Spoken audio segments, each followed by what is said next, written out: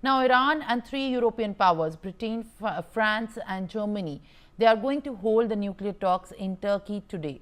The high-stakes meeting comes after US President Donald Trump has said a deal with Tehran is inching closer to being realized. In Iranian Foreign Minister Abbas Araghchi has warned of the irreversible consequences if the UN sanctions are reimposed.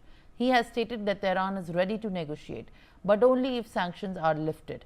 Meanwhile, the Islamic Revolutionary Guard Corps Chief Major General Hossein Salami sent a direct message to Donald Trump.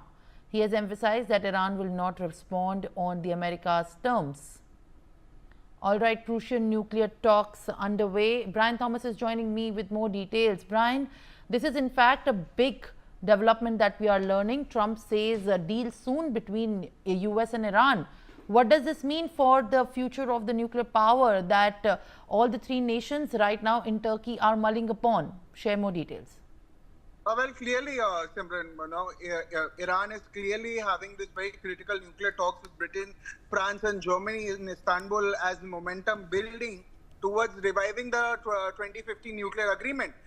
Clearly itself, the talks come amid US Donald Trump's assertion that a fresh deal with Tehran is getting close and could avert the threat of military escalation. Even deputy foreign ministers will be part of this discussion, marking a very prominent diplomatic push also following this tense round of Iran-US negotiations in Oman that happened last week. While Tehran described the latest exchanges as difficult but useful, Washington said it was encouraged by the progress.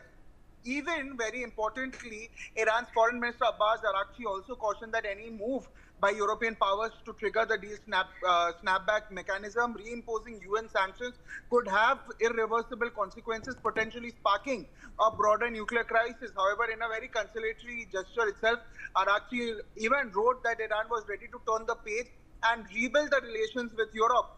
Now, this 2015 nuclear deal, which is also known as the JCPOA, had placed strict UN monitored limits on Iran's nuclear activities in exchange of sanctions relief. But the agreement unraveled after Trump unilaterally also withdrew in 2018 and reimposed sweeping.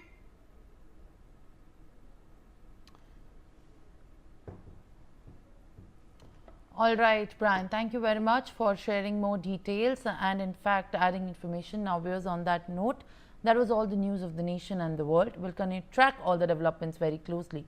Till then, stay with us.